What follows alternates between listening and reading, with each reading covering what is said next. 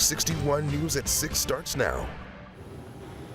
A community in Bloomfield is in shock after a house explosion left a person dead and a home destroyed. The explosion happened just after 6 yesterday evening, and first responders found the victim's body after 1 this morning.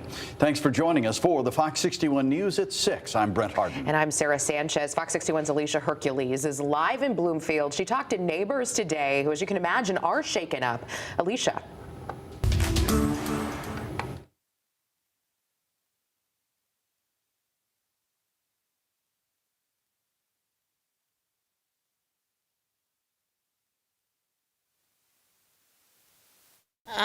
I was just crying right now. I am devastated because I feel like this incident could have been prevented. Like Aveni lives across the street. Debris from the home is still on top of her car. She says she and some other neighbors have been concerned about a gas odor since last week. I came back from work, I believe, on Sunday. There was somebody checking the house. When we came, we were like wondering. And I told him, he asked me, have I been smelling gas? I confirmed that I've been smelling gas. Veni says she's too afraid to even cook in her house after the explosion. She hopes to learn more information soon from the Connecticut Natural Gas Company, who were on scene along with Eversource after the explosion. Paulette Lawrence was walking to a friend's house at the time of the explosion. But I saw the flames, like bright orange flames on the right side of the house, and then on the other side there was dark, thick smoke. And then the next thing, I heard a loud boom. She ran to avoid flying debris from the home. And I'm looking back as I was running, still in awe of what was going on. I saw that it was the window that was coming at me, one of the window sills that landed behind me, inches away from me. Bloomfield Mayor Anthony Harrington says the victim once ran for city office and will be deeply missed. We'd be at polling places. He was very, kind guy. Alto Allen has lived across the street from the home for 30 years. He says this is a devastating loss for the community. It was sad. You have to know it was that close to you, And people like Craig Williams, who live a few doors down from the home, say they're still in disbelief. Oh, it's crazy, some of the life lost. It could be me, it could be any of us, it could be the neighbors. The cause of the fire is still under investigation, and we'll bring you more updates as they become available. Live in Bloomfield, Alicia Hercules, Fox 61. Record warmth out there today, and I know you believe me. My goodness, it was toasty. 79 in the Hartford area smashes the old record of 72 that was set back in 2016. It was particularly warm in the Hartford area, and even warmer than we expected due to a brief westerly wind. That means that we completely got rid of that impact from the water coming over Long Island Sound. A totally different story at the beaches today, although we are at our high of the day for the New Haven area at 60. It's only 52 degrees in Bridgeport. Again, the difference is the wind direction.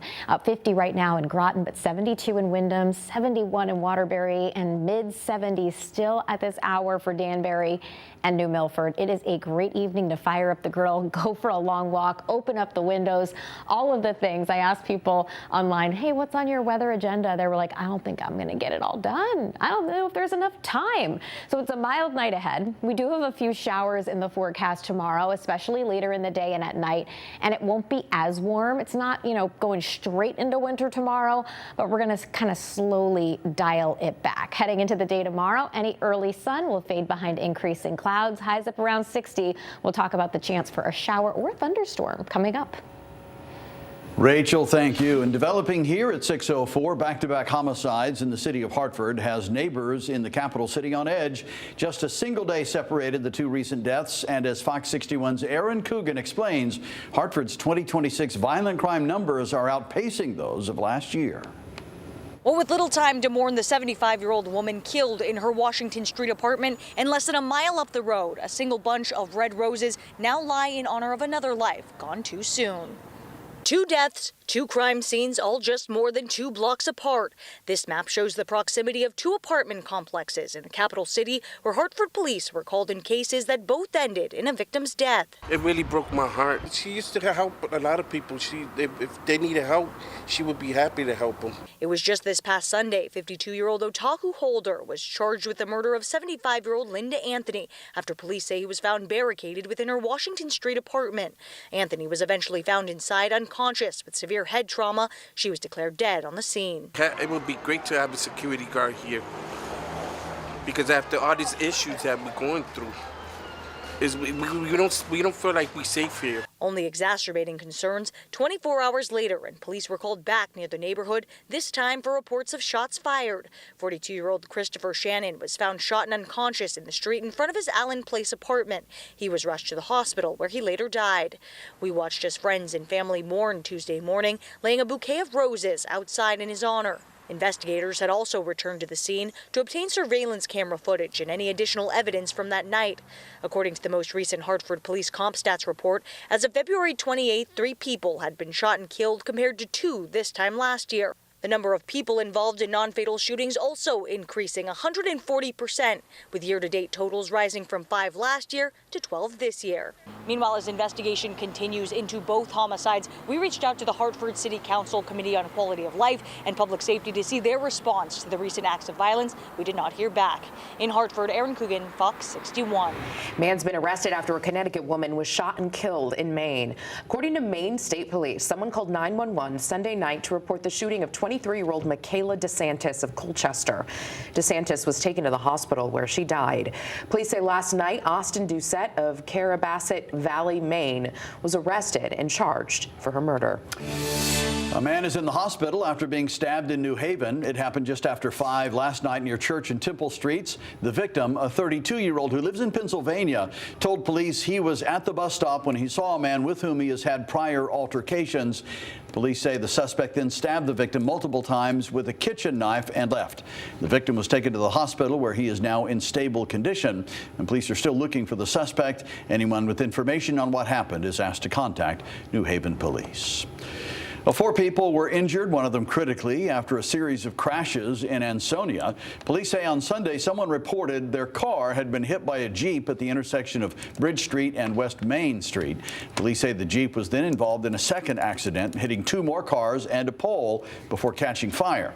Police say all 4 people inside the Jeep were injured. One person is in critical condition with serious head and neck injuries. The cause of the crashes are unclear. Anyone with information is asked to contact Ansonia Police. We'll take a look at these pictures here. A passenger train hit a car in Ansonia yesterday. This happened by West Main Street Station. It's unclear how the crash happened. One person in the car was checked out by EMS, but officials didn't say if that person was taken to the hospital. 2 people were arrested in connection to a drug investigation in Wallingford. Police say on Sunday they received a suspicious activity complaint in front of a local business. Valan Jambali and Johnson Monarchy were reportedly acting strangely and appeared to be under the influence before getting into a car. Police say officers spotted narcotics in plain view and arrested both men. Officers say they found cocaine, psychedelic mushrooms, and fentanyl. Jambali and Monarchy have both been charged. They'll appear in court later this month. In Hartford federal court, 2 men admitted to stealing millions of dollars using online scams. According to court documents, Richard Fasanella worked with other people online, including John Intoshi, to run various online scams, including romance scams, and defraud dozens of primarily elderly victims. Between 2018 and 2014, the 2 opened bank accounts in the name of fake companies, depositing nearly $9 million. Fasanella pleaded guilty to conspiracy to commit money laundering last week. He faces up to 20 years in prison. Intoshi pleaded guilty yesterday and faces up to 5 years in prison. They will both be sentenced in May. The town of Vernon was awarded $2.5 million to complete the cleanup of Daniels Mill. Daniels Mill is a key part of the Vernon Mills redevelopment project. The goal is to transform what many are calling an eyesore and turn it into a housing and commercial space with affordable housing. The project will also remove hazardous materials from the site to benefit the surrounding neighborhoods. The grant now goes to the State Bond Commission for final approval. And new here at 6, a rabid raccoon in Granby is prompting a warning from police. Officials tell us a raccoon was found yesterday on Fawn Drive that appeared to be sick. They say the animal was put down and later tested for rabies, positive for rabies. Police say it's not unusual to see a raccoon during the day, but if you notice wildlife acting strangely hurt or sick, you are asked to call officers. And as a reminder, make sure your pets are up to date on their rabies vaccinations. High concentrations of a respiratory virus were detected in Stanford's wastewater. Scientists have found human metapneumovirus, or HMPV, between February 25th and March 4th. Now, Fox 61's Kayla Cade has more on what you need to know. Stanford University's wastewater scan tracker still shows high concentrations.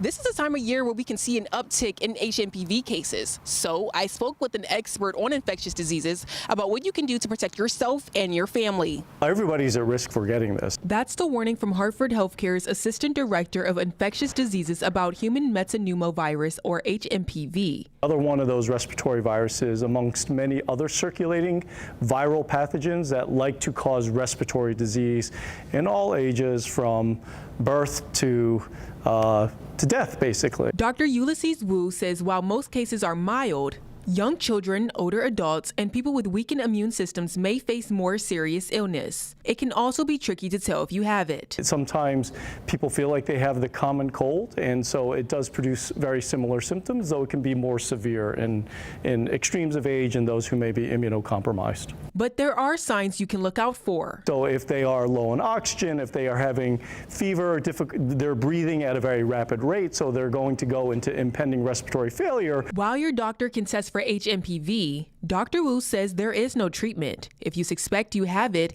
he says you can wait it out and don't need to see a doctor. But if your breathing is worse, you may need extra support. They will sometimes give things to reduce your fever, for example. They will give you supplemental oxygen. This virus spreads to the air, contaminated surfaces, and close contact. So if you have symptoms, Dr. Wu suggests you practice good hygiene, wear a mask, and stay home. In Hartford, Kayla Cade, Fox 61.